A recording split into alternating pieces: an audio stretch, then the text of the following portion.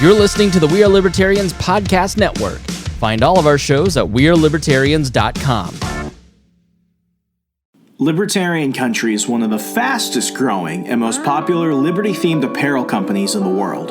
This American-based company was founded by two brothers out of Baltimore who had a vision to create an online store that offers fun, unique, and controversial political clothing and accessories. This five-star company offers the hottest shirts, hoodies, hats, and so much more. So check them out today. This is an independently owned, liberty-loving business that basically gives you the exact type of apparel and paraphernalia that you've wanted anyway. You just didn't know you wanted it now. Every purchase you make using the link in the show notes allows a small part of your purchase to come back and support the show. So go grab some awesome Libertarian Country swag using that link in the show notes. You'll thank me later. Okay, so hear me out. You like getting cash back for the normal stuff you buy throughout your week, right? Of course you do. Check out the Dosh app. That's D-O-S-H, Dosh. Dosh is available at the App Store and Google Play Store and securely connects to your credit or debit card. From there, every time you use those cards, Dosh searches for available offers. Once it finds one, Dosh automatically redeems the offer and converts it into cold, hard cash. Muchos dineros, brother? Then deposits that directly into your Dosh wallet. Click the link to download and join Dosh today and get $5 just for joining. This link is exclusively in the show notes of this episode. So, show notes, special link, Dosh, $5 cash. Start on the path to quick and easy cash back on the things you love today.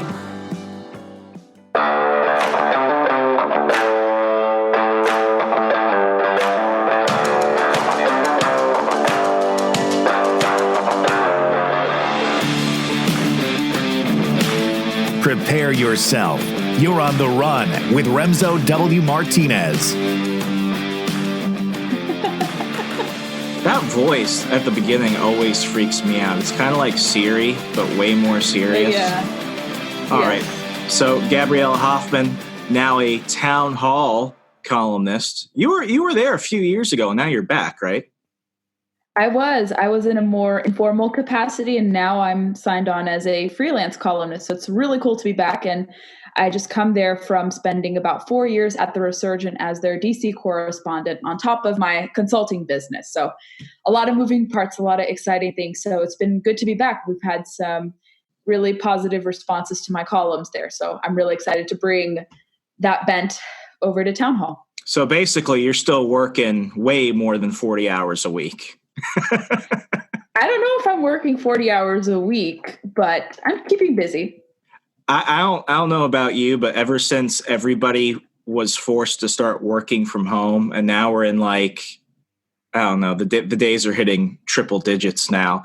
I feel that even though I'm still working my regular job, I've had to work more so than I would if I was typically in the office.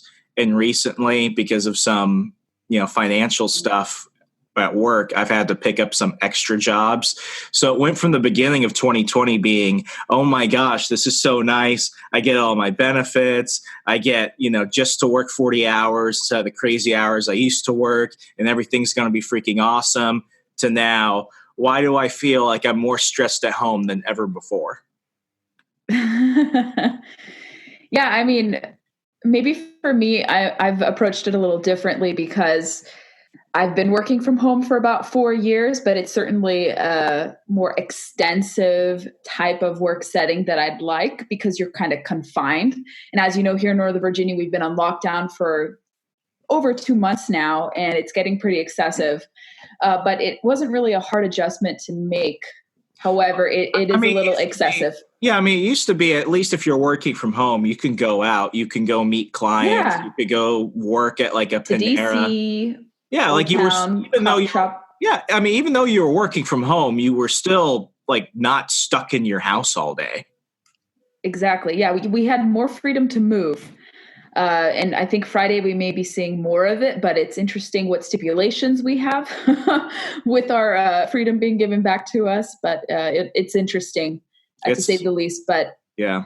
It's small degrees. I wanted to bring you on to talk about this because now, since I've been getting really cabin feverish. I'm taking more into account the things I want to do. And I think this whole pandemic situation has meant a lot of different things to a lot of people. But the one thing that it's really showed me is that I was not as self-sufficient as I thought I was. And that didn't really become a realization until I realized that I had to wake up at 7 in the morning to go to my local Target to get in line for toilet paper and to make sure they had ground beef. And that completely freaks me out. And I'm seeing that with a lot of other people. Like, I've got enough, guns and bottled water to, last me a long while. But even just, looking at my food, that was freaking me out. And then there was a big scare about whether or not stores were going to start running out of chicken and certain places were going to start running out of beef. And then I realized I really know nothing about hunting.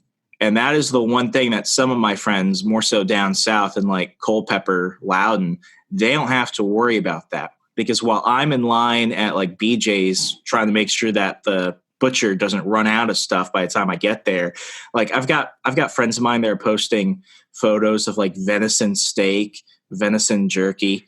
I've never tried venison in my life, but suddenly I'm looking at that and I'm like, that looks pretty freaking good. And then I realized if I'm freaking out about not being able to do that, there has to be a large number of people who have basically been domesticated into this idea of you'll never need to hunt to actually feed yourself. And now I'm looking around and I'm like, shoot, I really wish I knew how to hunt so that way I could actually feed myself. You're not alone in possessing that fear of lacking self-sufficiency. And even as someone who has started to do hunting in the last few years, I feel that same shortcoming too, because this past season I didn't really get anything. I did harvest a hog, but the hog bolted off and got lost. And my client in Georgia retrieved its skull, so I would have been able to enjoy some hog meat had I found it. But unfortunately, I wasn't as successful as I'd like to have been this past hunting season. But no, certainly the news of the chicken shortages and the beef shortages. And I don't know if you heard in the Delmarva region in Maryland, Delaware, that's where it was largely concentrated in our region and how the fears arose. But no, when you see this news, it is a cause for concern. And it's a concern not only shared by you and me, but countless Americans across the country. And this is extremely important for your listeners, I think, to note, is that a lot of people have recognized this too. And I wrote about this at Townhall actually last week about why more people are actually do me a favor after the show. Shoot me all the articles you bring up, and I'll go ahead and put them in the show notes. Absolutely, happy to do so. But I wrote about how people are not embracing the end of meat, as that New York Times column was suggesting by Jonathan Safran Foer. And he's a great novelist. I love Everything is Illuminated, but he couldn't be more wrong about meat. And yes, there is some concern about factory farming and all that. And actually a good way to remedy that is to get fish and game meat that you harvest on your own. There's no pesticides. It's a lot more ethical to harvest both of those types of protein than it is, let's say, to source it from a farm. And that isn't to say every farm is bad and engages in bad practices. There are many farms that are employing ethical practices. But if you're concerned that you can't get organic beef, or you can't get organic chicken, or more humane grown protein sources, hunting and fishing is a good alternative. And I noted that in my column as well at Townhall. And I talked to some experts across the industry, some wild game chefs. I spoke to a wildlife agency representative. And this has been starting to percolate across the country. More people were buying turkey hunting licenses. More people, even beyond buying hunting licenses, were buying fishing licenses in historic levels. I've never seen that in my 5 years of covering conservation in the outdoor beat. I've never seen, especially under a pandemic and in an extreme instance like this, more people choosing to go fishing and hunting, because fishing has seen an increase in participation, but hunting has actually seen a diminished participation rate over the years because people are aging out. Many people recognize or see that there are too many barriers to entry, and the industry was like, how can we wrestle with these challenges? So across the outdoor industry, I think they're having short-term celebrations of this in the mix of how to remedy the problems that have been existing for the last few years. So it's a little glimmer of hope for these two industries, very vibrant industries that play a big role in this country.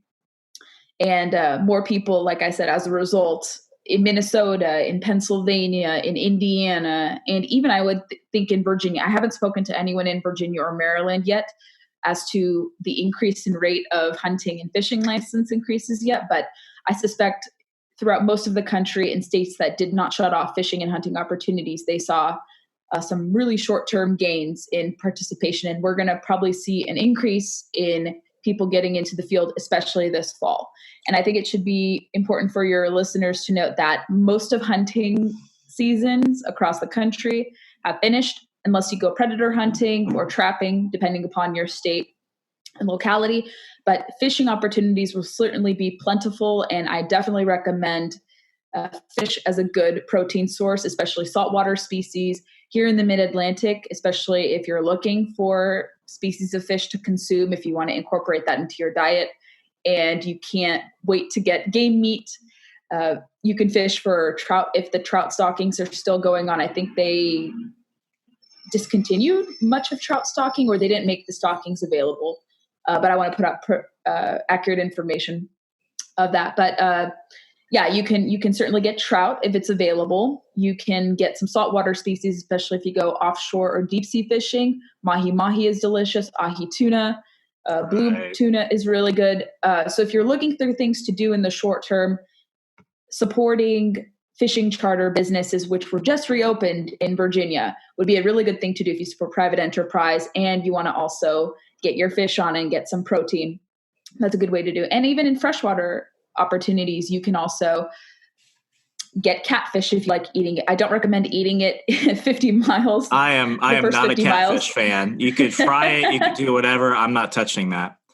And I mean, that's the thing. Yeah, I mean, that's the thing that for me, like I've been eating more fish recently, not because I like it. I actually hate fish. I like shrimp. I like crab. I like lobster. I don't like fish. But recently I've been like, okay, eat what's available, eat what's affordable. So I've been kind of doing that. And I mean, with this increase in fishing, particularly because we're in a good season for it, do you think a lot of people are doing this just because they need an excuse to get out of the house? And that's one of the few things that many of the states are still allowing people to do, actually go on their boat and actually go fish for a little bit? Or do you think it's really because they're also looking at the fact that I myself realize that if, let's say, my local store stopped stocking up on meat, I'm going meatless because I just don't have the option right now. Yeah, I think that's a twofold reason explaining why people are. I mean, it's perfect conditions. People would have gone fishing, whether or not to just get out on the water or to potentially put in take or to keep their catches. A lot of people practice catch and release.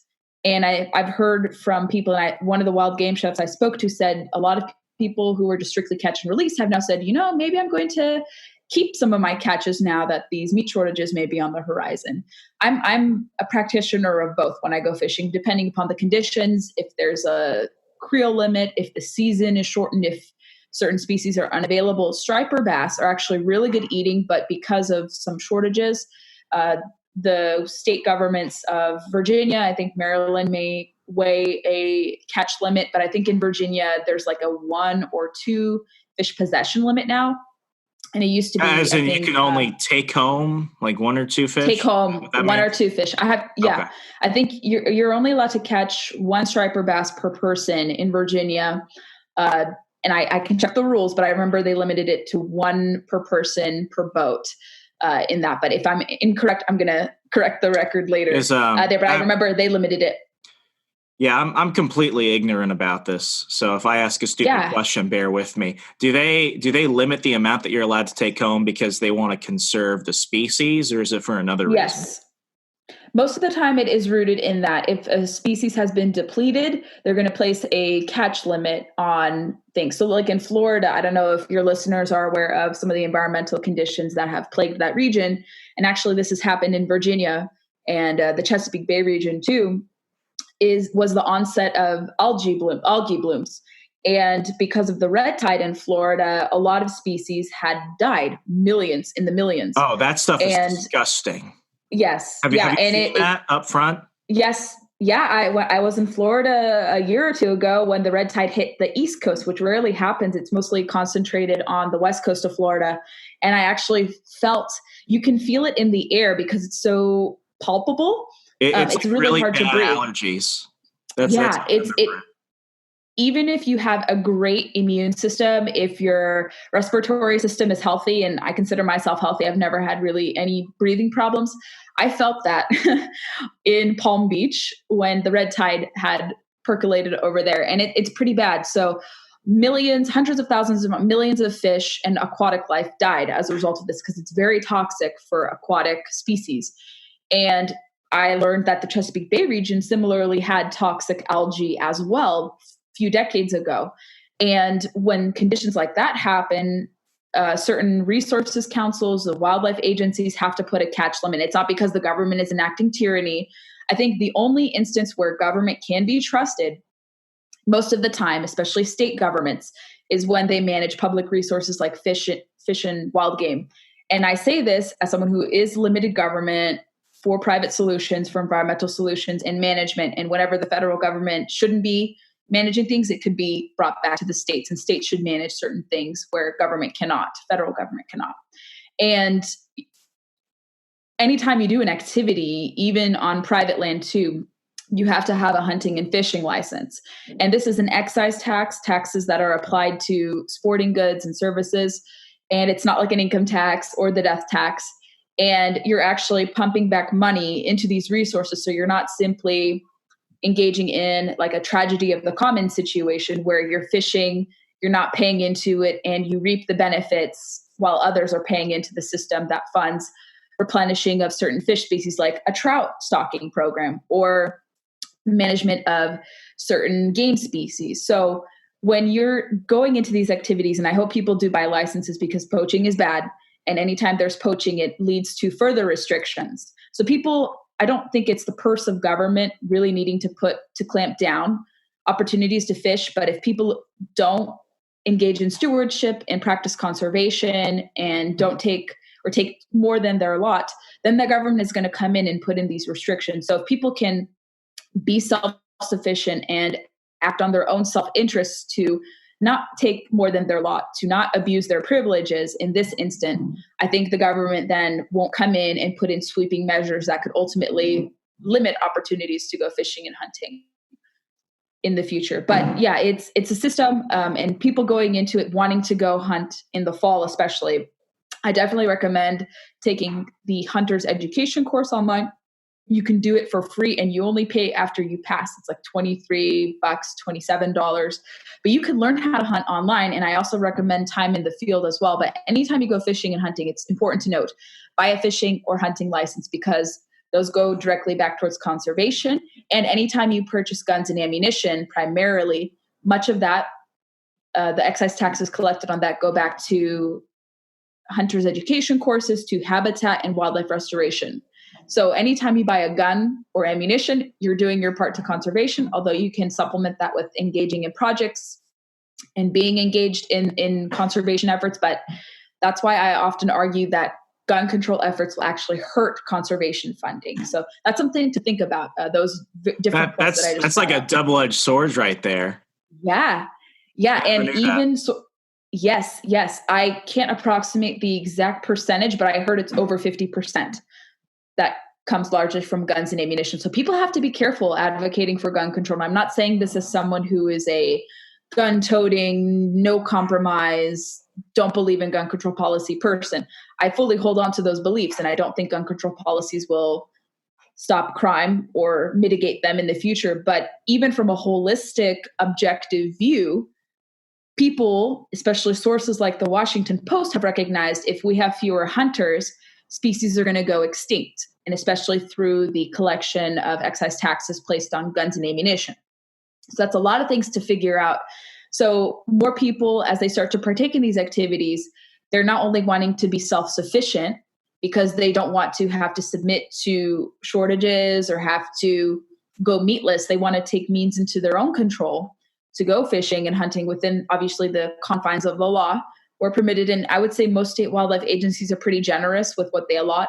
If you decide to go deer hunting in Virginia, you can get maybe 4 deer across the seasons that we have. We have archery starting in September, and then it's muzzleloader rifle season that adds on in October and November respectively. And then archery can go on until the end of March most of the time. So you can, without buying additional like licenses to purchase additional doe tags or antlerless tags, you can actually get a lot within that in Virginia. Some other states are not as generous, but I would say within the structure and framework that has been established for conservation in this country through the licensing system, we get to actually harvest a lot within the confines of the law because it's largely determined on the population of species. So Virginia, we have an overabundance of deer. So the wildlife agency wants people to cull the numbers, cull the herd.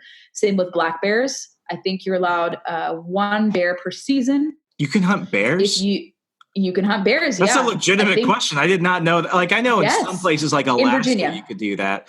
It's so crazy to hear that. I'm really hunting ignorant, and I'm at the point now. I don't genuinely think we're going to go into like a post-apocalyptic, prepper scenario where I'm going to have to start hunting like this weekend. I know that eventually things are going to start to normalize. We're already seeing some of that now.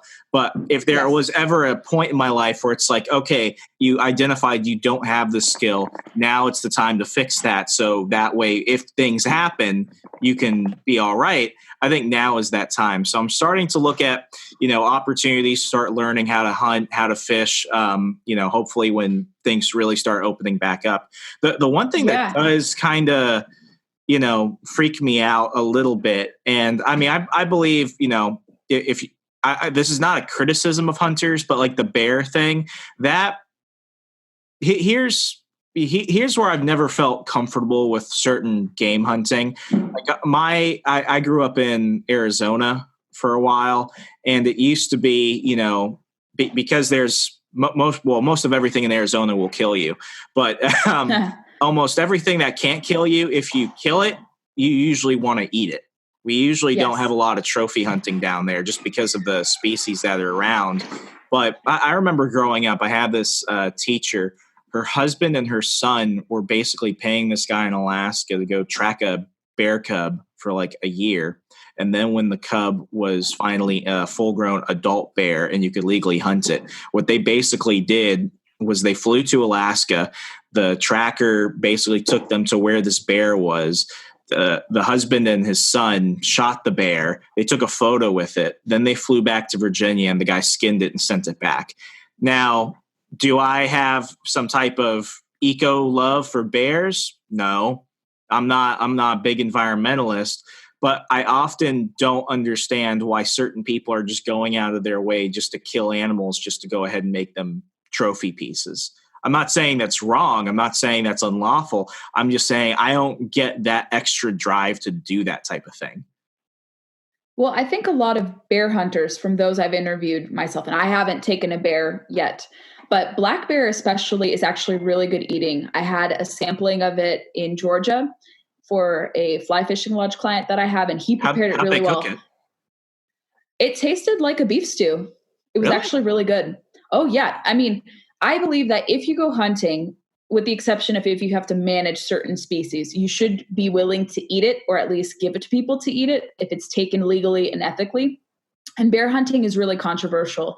I actually covered, let's say, the grizzly bear situation out in the greater Yellowstone ecosystem, which I won an award for my original reporting there last year. And I even like to tackle these type of more controversial type of hunting methods, because in that region, and I'll make this as simple as possible for your listeners, because if you're just learning about hunting, you got to break it down. Bows, yeah, you got to break it down for me. Oh, I totally will. Yes, absolutely. I'll put it into layman's terms. So in terms of management, so people don't really get mad at deer hunters or duck hunting, but they will get mad at any type of hunting regardless, whether it's a small game species or a larger game species.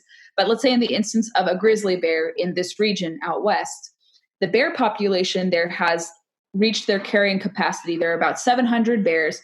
And according to determination from the Fish and Wildlife Service, in that region, that population number statistic means that the bear population there, specifically there, doesn't mean grizzly bears in other states perhaps or other regions, but in that singled out region, they determined that the population is healthy and that there should be some management systems in place and that that particular bear should be delisted, therefore not overseen by the federal government per se, but managed more thoroughly by the states. So Wyoming, Montana, and Idaho, and in this instance. So certain environmental groups have sued these states and the Fish and Wildlife Service to forbid this type of management to happen. So if you, let's say, manage a grizzly bear, it's usually done in a really highly regulated fashion. So in Wyoming, for instance, they had a stipulation for a managed bear hunt, which got shot down by this judge in Montana. So there's no grizzly bear hunting that can take place, despite the fact that the population has met certain metrics where the states can oversee management of the bear, kind of like a 10th Amendment principle, where the federal government realizes that, okay, we're still going to manage this because they still issue out conservation funding to the countries, or to the states, excuse me, the 50 states. But they're going to say, we believe that states are better equipped to manage particular strains of bears or particular strains of deer or animals that were previously endangered or threatened, but now they're no longer such. And some people were hunting grizzly bears when it was allowed for management purposes. I don't know. I think people do eat grizzly bear if they have to. You shouldn't let it go to wanton waste if you do harvest it in a legal and ethical fashion. Strange stuff. Like I've eaten alligator, I've eaten kangaroo. Alligator's good. Alligator is good. Tastes like chicken. And I'm not saying that jokingly. Like it genuinely tastes like chicken. It's very good. Yeah. And so for that, like in that particular instance, I see the reason why that type of hunting should be justified. Should you go out and kill bear cubs or do that? I've never heard of anyone hiring a tracker, which I think could be questionable in that sense, to track a cub. And then when it gets to healthy adult-like levels, then you kill it. I haven't really heard people doing that. I don't know if that's common. I will ask some bear hunters. It's been like 10 years, so I may have been wrong about that too. Yeah. But most of the time, bear hunters and bear experts I've spoken to have said that you don't want to harvest anything beyond it. It has to be highly regulated. And back to the hunt, I forgot to mention a critical point that in Wyoming, they were going to allow this bear season to happen in September 2018. And the stipulation was if you hunt 2 female bears, the hunt will be canceled, And it's very challenging, from what people have told me, to harvest a grizzly bear because they're very aloof, they're very clever, they're very smart. They're not going to be easy to find or track or hunt because they know how to overcome interactions with people. They're very clever. They can hide. They can climb trees. They're very smart. So it's extremely difficult to track and successfully harvest a grizzly bear. It's one of the more difficult hunts people tell me that exists. But even in Wyoming, they were saying that if a hunt took place of this, like at most, if people are successful, only 23 bears would have been harvested of the over 700 in that population. So it was very scientific based. It was rooted in reason. It wasn't just willy-nilly, all-out hunting season, shoot every bear. It was rooted in science and based in wildlife management and wildlife biology studies. So everything is strictly controlled. It's rooted in science, and you're not doing it just to kill everything in sight. These decisions are made not lightly. They're made very seriously, determined by the experts, and to ensure that the population doesn't become threatened or endangered again. So even with these more controversial so-called trophy hunts, people forget that there's a lot of metrics that go into determining whether or not a season for, let's say, recovered species. I usually have an opinion on a lot of things. Hunting's always been one of those things I really don't. I also understand that for a lot of people, it also depends on like where you live. When I lived in Alabama, everyone was a hunter. When I moved, to Virginia, or outside of DC, the opinion changed a little bit. And I'm seeing people like myself who, they didn't really have a firm stance on how they felt about hunting. But now they're looking at it And now everybody else has an opinion on it. It's either, become a hardcore hunter, or why are you hunting? Hunting is bad. Just go to the supermarket. And I feel like it's just they forget that meat doesn't grow in supermarkets. Yeah. And I mean, I have some there are also varying degrees of hunters too. There are game hunters. There are hunters that just go ahead and, hunt to eat what they kill. And, hunters, and I mean, I have some people who they hunt certain animals because they don't like the way that animals are treated in slaughterhouses and stuff. And like, I'm not ignorant of it. Like I've seen how animals are treated in these mass corporate farms. It's disgusting. So I still eat burgers despite the fact that I don't like the way the cows are killed. But like I've made some adjustments, and even when I say it out loud, they don't sound great. Like one thing I love about Northern Virginia is that you get a lot of options in terms of your food. I like food that's prepared halal according to how the Muslims do it. And I always just thought it tasted better. Then I saw how they do it, and I'm like, holy crap, that's pretty hardcore. And now I feel kind of weird about it because it's like, oh, now I saw how that's done, and it kind of freaks me out. Why do you think so many people, especially in the cities and in the coast, they have such an adverse reaction to even considering hunting just as a useful skill? Right. As you know, about 80% of the country lives in metropolises or urban outposts. And I don't know if we're going to see a trend in the reverse with more people possibly considering suburbs. But I think as people become more removed from, let's say, rural living or sustenance hunting, they start to adopt these kind of sheltered perspectives on how meat is procured, how it's processed, and they just accept whatever is provided in a grocery store. And I eat most of my meat from the grocery store, and sometimes I feel guilty about it. I wish I could have more organic sources. I ignore it once I get hungry.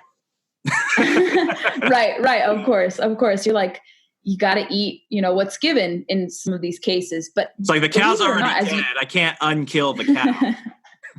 Right. I don't feel guilty about eating meat, but you sometimes question, can I procure meat sources more ethically and not infused with all these hormones and pesticides or different chemicals that are injected into them to ensure that the longevity when they're placed in grocery stores is more long-term than, let's say, meat that could potentially, like wild game meat, I believe, unless you freeze it, is not going to be as sustaining as, let's say, meat that is injected with hormones. And that's why a lot of processed foods tend to last longer, is because they're not true and organic. But yeah, I think people are slightly removed from what our forefathers did. And believe it or not, actually, Virginia and Maryland and kind of this greater DC metro region, a lot of people go hunting. It's not as publicly advertised as believed or as common as you would think, but you talk to people even in Alexandria and DC, a lot of hunters are among us, believe it or not, because this being the epicenter of the country's founding, when people settled here, they started to do these type of activities. They learned from the people they interacted with local Indians that were hunter-gatherers. They probably adopted that into their repertoire. And there's fox hunting that was pretty common. So a lot of hunting traditions can be found here. And I would say it's one of the older states where these practices have been in effect, with Virginia's over 400-year history. Yeah, didn't the Virginia House of Delegates recently try and ban fox hunting? Or was it the way it was being done where you can have these hounds go and hunt the foxes? Yeah, hound hunting is pretty controversial. I won't get into that or wade into that so much, but let's just say that it is controversial. And I don't really see the need to hunt for deer with dogs, but some people in Southwest Virginia do it. And if they do it well and they're not encroaching on people's properties, I say, why not? All types of methods are perfectly fine as long as they're done ethically and not to the detriment of other types of hunting. And yeah, it's a pretty controversial subject. But yeah, we have different types of hunting here, and it goes back to the state's founding. And I think as more people, whether it's through the pandemic or just through different types of efforts. So in the hunting industry, there's a initiative called Recruitment, Retention, and Reactivation to help bring in new hunters, especially millennials like us, into the fold, especially if they've never done it. Maybe they do fishing, maybe they do shooting sports, maybe they partake in hiking or biking or some sort of other outdoor recreational activity, but they don't do hook and bullet activities, especially the hunting part. So there are these different initiatives to even target and focus on suburbs surrounding metropolises like Washington, D.C. or Richmond or Virginia Beach to get people out into hunting. And they create these type of initiatives. They create these field to fork programs. They encourage women.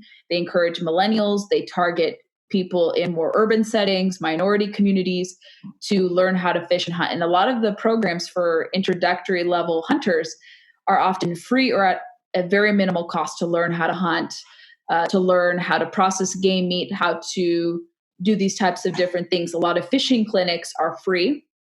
And there are these type of offerings through Take Me Fishing, which is a project of the Recreational Boating and Fishing Foundation. But for hunting, if you are able to strike a relationship with a landowner, you talk to the wildlife agencies, they can connect you to people. Oftentimes in this area, which is predominantly private land, which is not a bad thing. I actually think new hunters, and I fully believe this myself as a still fairly new hunter, I believe starting on private land is a lot easier and less challenging and intimidating than you would on public land, because public land is a lot more accessible. People descend to it more. It gets overcrowded. Many people may not employ safe practices. And when you start on private land, you're actually able to have a more tailored experience doing so. And actually one company that does this, and I love advertising this and talking about this because I have worked with them. I've been in some commercials and I've interviewed this company on a different interview basis across the last several years, is if people are looking for free market or private solutions to access, especially public hunting or public fishing access, a company called Outdoor Access in Richmond is a great way to help overcome those challenges to access, because Virginia is about 18% public land. Maryland is about 7% public land. So it's predominantly private land hunting and private land opportunities to especially recreate in the hunting fashion. So if you want to access a private property, you don't know landowners, this company offers that. If you sign up, become a member, and pay like a $99 fee each year, it's pretty inexpensive. And yeah. And then if you want to access like prime real estate to go hunting or fishing, especially hunting, you may pay another nominal fee. Like it averages about $24 to $30. Some properties, if you want to have a hunting lease, may go up to $500 for the season. But even on top of the membership fee, the access fee is really not that bad, considering people will shell out a pretty penny to hire guides, do this. So if you want to learn how to hunt, there are a lot of offerings through private means like this. And I really stress that people should look to private means to address environmental problems or access problems. I know libertarians love that. And as a conservatarian, I'm really gung-ho about that. In also to supplement kind of the conservation efforts and how states and localities can be empowered, and when the federal government can be a good steward of the environment by empowering localities and states to do this too. But I think even private solutions can help encourage more people to go hunting and fishing, like Outdoor Access. And I think there are similar prototypes like that, but that's the most successful program that works in the confines of conservation out there. So we have a thing locally that's a really great program. The founders are really lovely people. They have a great outpost in Richmond, and they're really trying to allow people to discover more opportunities, especially novice hunters. And even some of the founders will volunteer to take new hunters to the field after they get their license, after they've gotten some time in the field too. So there are a lot of private means to encourage people to do this too, on top of what state wildlife agencies are doing as well. That's great to know. And I think that this is one of those topics that whether you're in the city or you're out in the country and you haven't thought about this is something that, it is a growing conversation, pandemic or no pandemic. I mean, just in terms of the conservation of species, I'll never forget, it was 5 years ago when everyone got mad at that dentist for shooting the lion. Yes. Yes. if they did like 5 minutes of homework, they would have understand that was a publicly owned wildlife reservation where they allowed hunters. The hunters obtained a license to kill that lion. In terms of the conservation of species, that lion had been going around massively murdering a lot of the other animals there, so they had to take it out. And it's not like they were going around murdering all the other lions either. They just had to take out that one lion because it was causing a massive ecological shift.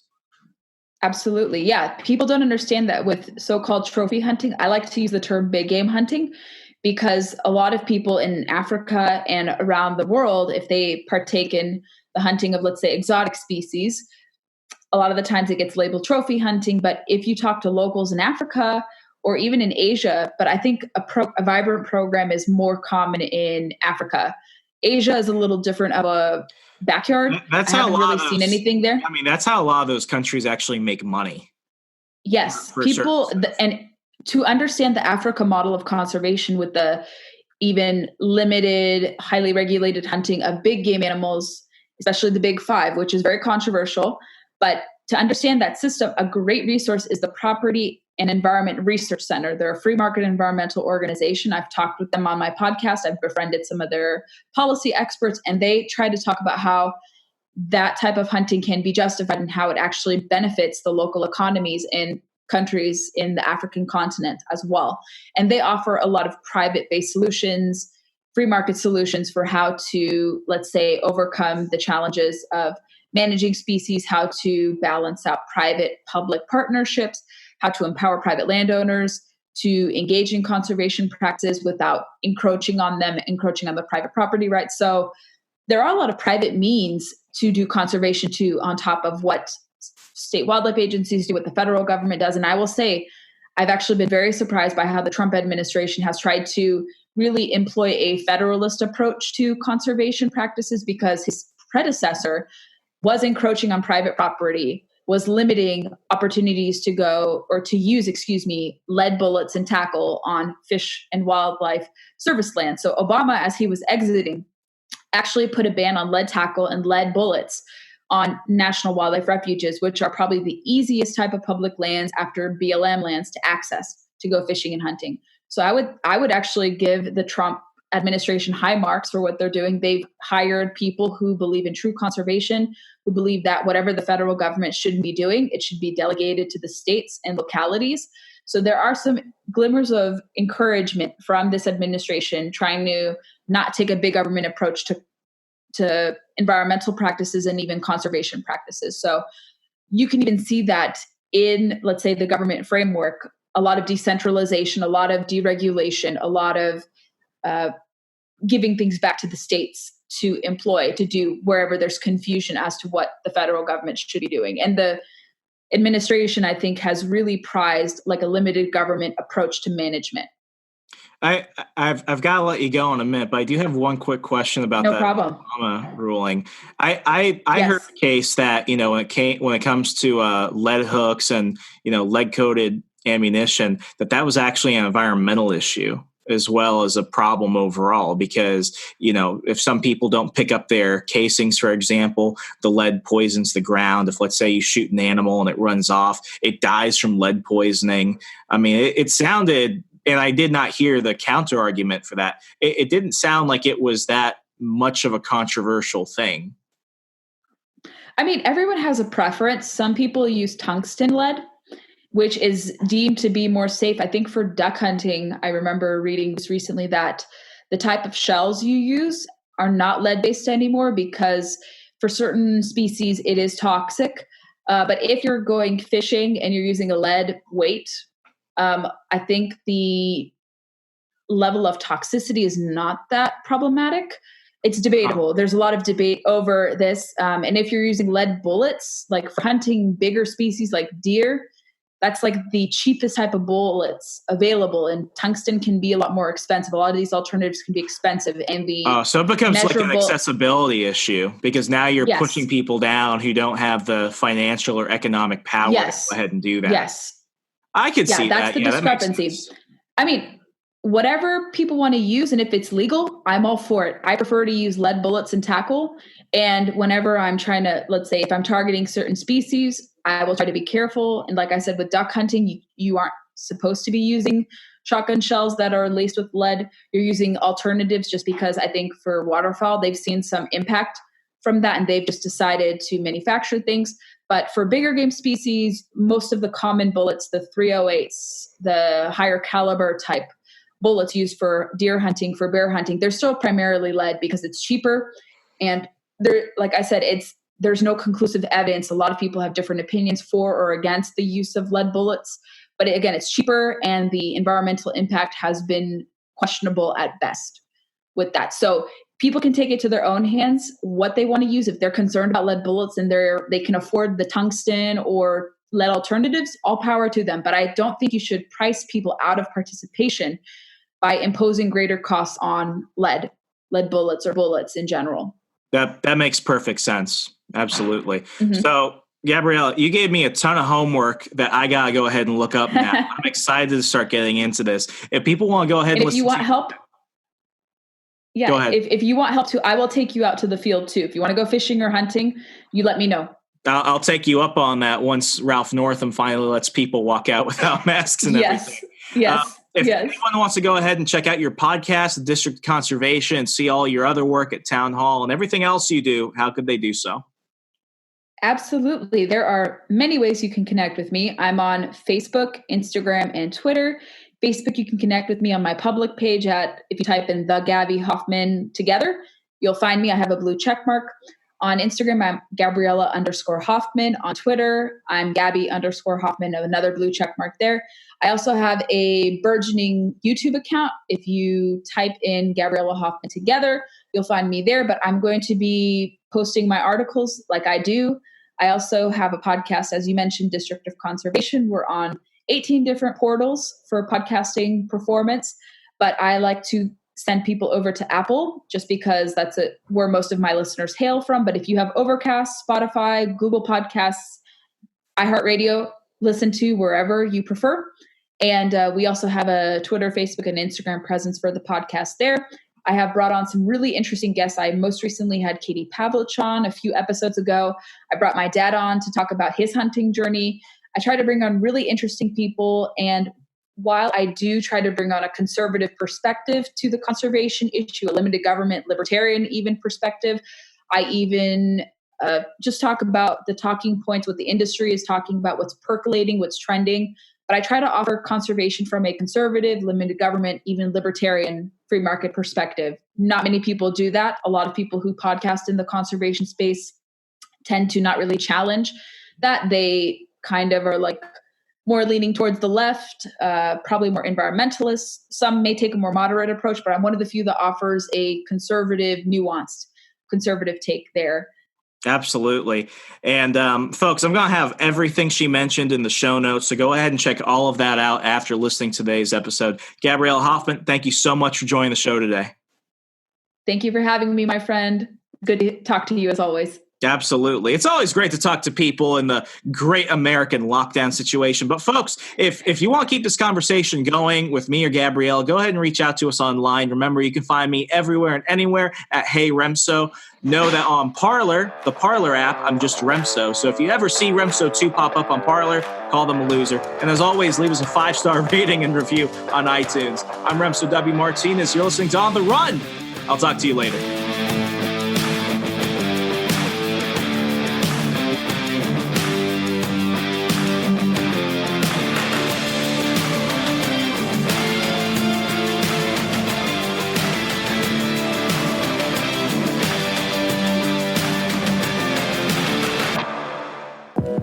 Check out our other shows and more from the We Are Libertarians Network at wearelibertarians.com.